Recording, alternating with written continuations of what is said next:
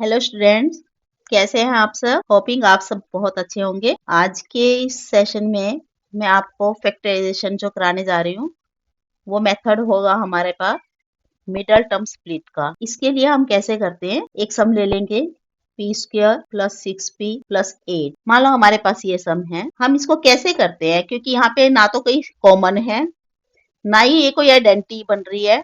Identity के लिए भी कोई दो स्क्वायर होने जरूरी है हमारे सम में। यहाँ पे कोई दो स्क्वायर नहीं बन रहे हैं, इसलिए हम इसको कैसे करेंगे, हम इसको करेंगे मिडल टर्म स्प्लिट से। ये जो मिडल टर्म है 6p, हम इसको किन्हीं दो पार्ट्स में बांटेंगे। कैसे? सबसे पहले आपने क्या करना है, जो ये लास्ट नंबर है 8, इसको ऐसे रफ पे लिख लेते हैं और इसके फैक्टर्स बनाते हैं। कैसे? 1 इंटू 8 हो सकता है या 2 इंटू 4 हो सकता है।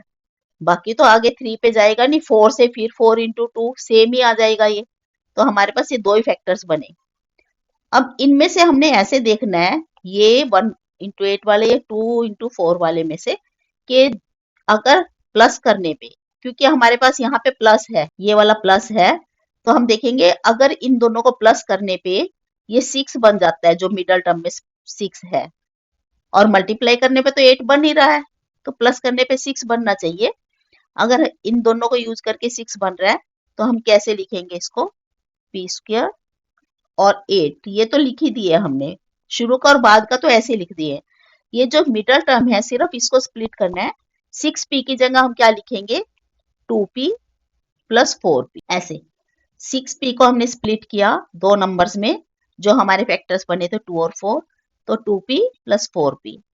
अब इनको ग्रुप करेंगे, फर्स्ट 2 को और लास्ट 2 को ग्रुप कर लो। पहले ग्रुप में से हमारे पास p कॉमन है, तो बचा p प्लस 2, रिमेनिंग है अंदर ब्रैकेट के अंदर, प्लस इन दोनों में से कॉमन है 4 लिया हमने कॉमन, तो यहाँ से हुआ p प्लस 2। ये मैंने आपको समझाया था कि कॉमन कैसे लेते हैं। जैसे यहाँ पे हम कहेंगे 2 कैसे बचा, 8 में से 4 कॉमन लिया हमने, तो 4 2 इज 8, तो 2 डिवाइड करके देखना आपने हमेशा कॉमन लेते हुए। अब ये वाली जो ब्रैकेट है p प्लस 2, ये सेम है दोनों में, इसलिए हमने इस पूरी ब्रैकेट को ही अब कॉमन ले लेना है। p प्लस 2 कॉमन लिया। इस वाले एक्सप्रेशन में से हमारे पास बचा है सिर्फ p प्लस 2 कॉमन आने के बाद p बचा है, और यहाँ से बचा है plus 4। These will be the factors. ये आंसर होगा हमने जो किया है। एक सम और मैं आपके लिए ले रही हूँ माइनस में भी। ये है स्टूडेंट्स सम। अब हमने कैसे लिखना है, ये जो 21 है लास्ट का, इसको हमने फिर से इसी तरह यहाँ पे लिख लेना है रफ में। इसके फैक्टर्स बनाएंगे, तो पहला तो 1 इंटू 21 ही होता है, दूसरा 2 पे जाएगा नहीं है, तो 3 इंटू 7। बस इसके भी ये दो फैक्टर्स बन रहे हैं, क्योंकि आगे जाके 7 इंटू 3 बनेगा, वो हमारे पास पहले से ही आ गया।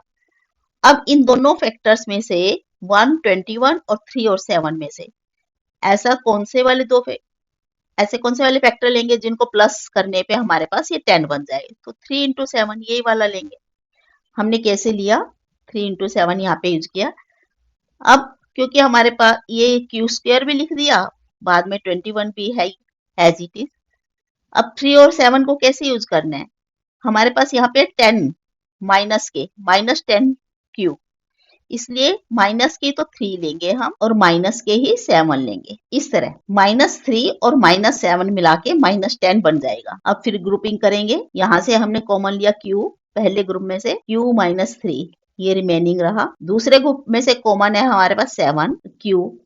अब देखो, क्योंकि बाहर हमारे पास यहाँ पे ये देखो ये माइनस है, तो अंदर ब्रैकेट में साइन चेंज हो जाएंगे, ये जो प्लस है इसका यहाँ पे माइनस हो ऐसे। और 21 में से 7 कॉमन लेने के बाद हमारे पास बचा 3। अब ब्रैकेट में q -3 कॉमन है, सेम है, इसलिए हमने इसको कॉमन लिया, तो दूसरा ग्रुप बचा q -7। ये आंसर होगा। इस तरह से हमने मिडल टर्म को स्प्लिट करके सम्स बनाने हैं, फैक्टर्स बना लेने हैं। एक सम और ले रही हूँ मैं आपके लिए। इसमें फिर से हमने ये 16 को यहाँ इधर लिखा, इसके फैक्टर्स बनाए, 1 इंटू 16, 2 इंटू 8 बन सकते हैं, 3 पे ये जाएगा नहीं, तो 4 इंटू 4। अब वापसी में अगर और 4 से आगे ले तो 4 इंटू 4 ही बनेगा लास्ट। अब ये 3 फैक्टर्स हैं, तीनों में से हमारे देखें तो सब में कौन से वाला फिट होता है, बीच में हमें चाहिए, यहाँ क्योंकि माइनस है, ये माइनस है, तो हमें ऐसे चाहिए कि माइनस करने पे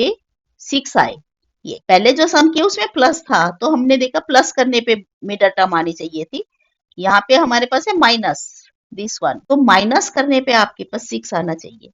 तो ये वाला फैक्टर लेंगे बीच में से 8 और 2, इनमें हम स्प्लिट करेंगे। अब इसमें भी हमने p यहाँ पे स्क्वायर लिया, फर्स्ट टर्म और लास्ट टर्म तो ऐसे ही लिख ली। 6p को प्लस 6p है, तो इसमें से प्लस के 8 लेंगे और माइनस के 2, 8 और 2 में हमने यूज करना है इसको, तो प्लस और माइनस के 2p, ताकि हमारे पास प्लस 8 और माइनस 2 मिला के प्लस 6 बच जाए ऐसे। अब ग्रुपिंग वही रहेगी, फिर से हमने ये वाला और ये वाला ग्रुप लिया। फर्स्ट ग्रुप में से कॉमन है p प्लस 8, ये रिमेनिंग। नेक्स्ट ग्रुप में से कॉमन है हमारे पास 2, मैक्सिमम कॉमन लेना है, जो भी मैक्सिमम कॉमन होता है नंबर।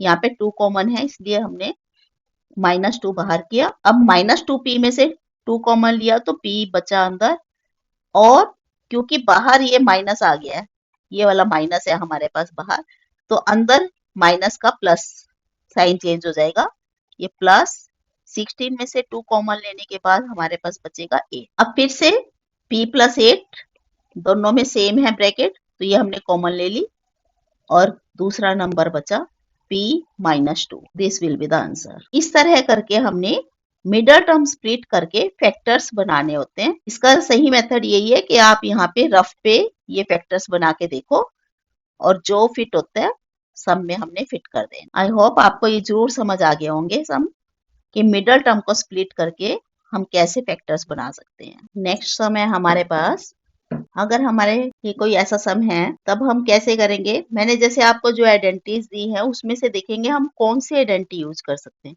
देखो सबसे पहले तो स्टूडेंट्स हमने देखना है इसमें से कुछ कॉमन नहीं है हमारे पास। अगर हम ग्रुपिंग भी करते हैं तो किस तरह करेंगे, तो हमारे पास जो 3 आइडेंटिटीज मैंने आपको दे रखी है वो मैं एक बार फिर से यहाँ पे लिख देती हूँ। अब हमें देखना है तीनों आइडेंटिटीज में से, इन तीनों आइडेंटिटीज में से हमारे पास कौन सी आइडेंटिटी यहाँ पे यूज हो रही है। यहाँ से आप देखिए हमारे पास है 25a square minus 4b square plus 28bc minus 49c square.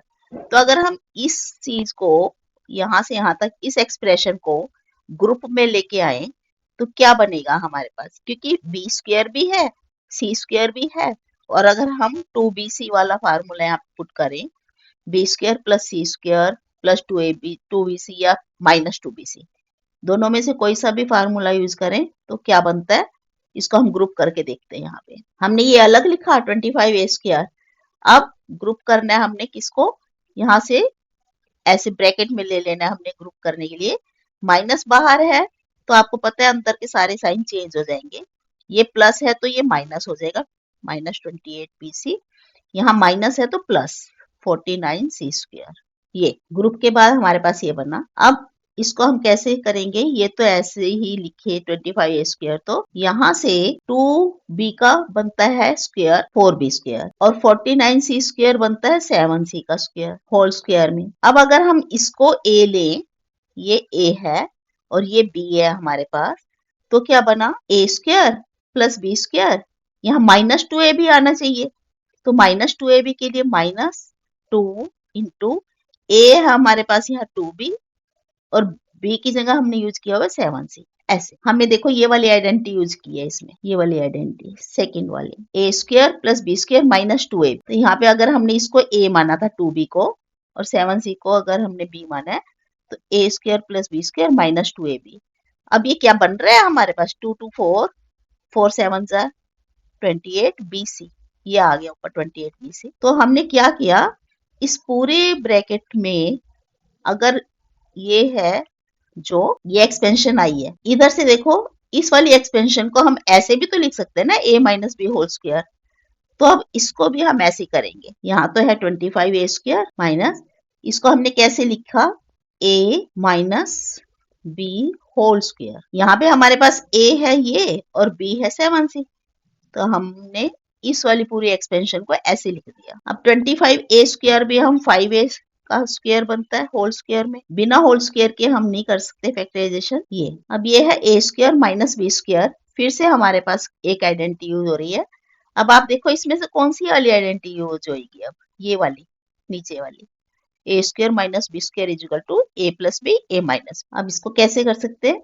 हमारे पास अब की बार है यहाँ पे ए है हमारा ये पूरा और बी है ये वाला पूरा, तो हमने इसको कैसे यूज कर लेना है? ए प्लस बी, मतलब ये प्लस में एक फैक्टर ये बना और दूसरा बनेगा ए माइनस में बी, ये ए प्लस बी ए माइनस बी। अब इसको थोड़ा और रिफाइन करेंगे, कैसे?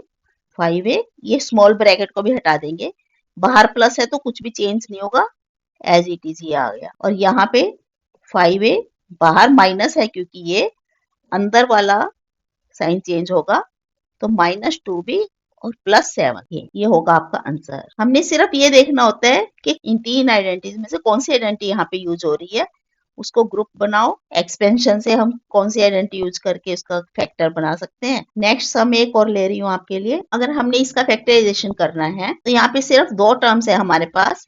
अब 2 टर्म में तो हमारी सिर्फ यही वाली आइडेंटिटी यूज होती है, ये वाली। अगर हम इसको सम को इस वे में बनाने की सोचे, स्क्वायर में, कैसे बनाएंगे? p स्क्वायर का स्क्वायर माइनस 9 का स्क्वायर। ये यहाँ पे हमारे पास a है, ये p स्क्वायर, ब्रैकेट के स्क्वायर, ये बाहर वाले स्क्वायर को छोड़ के ब्रैकेट में जो भी है आपके पास, ये this one, this will be a, and यहाँ स्क्वायर को छोड़ के हमारे पास है ये b। तो हम इसको कैसे करेंगे? a plus B A minus b, तो क्या होगा? a प्लस बी और दूसरा a माइनस बी। अब आगे फिर हम इसको सोल्व कर सकते हैं क्योंकि प्लस का तो कोई फार्मूला, प्लस के लिए कोई आइडेंटिटी नहीं है आपके पास, इसलिए इसको तो एज इट इज हम लिख लेंगे। लेकिन यहाँ से फिर हम आइडेंटिटी बनाएंगे। इसको कैसे? दिस टाइम ये p का स्क्वायर माइनस 3 का स्क्वायर, हमने इसको ऐसे लिया, p स्क्वायर माइनस 9 को लिखा p whole square minus 3 whole square. अब यूज करेंगे इसको, ये तो एज इट इज आ जाएगा। यहाँ से फिर से आइडेंटिटी यूज हुई, ए स्क्वायर माइनस बी स्क्वायर, तो a प्लस में बी और a माइनस बी। अब आगे इसके और फैक्टर्स नहीं बन सकते, तो यही हमारा आंसर होगा। आई थिंक आपको ये जरूर समझ आ गए होंगे फैक्टर्स। आप इस वीडियो को देखना, समझना और लाइक भी करना, शेयर भी करना और चैनल को सब्सक्राइब करना तो बिल्कुल ना भूलें। Thank you.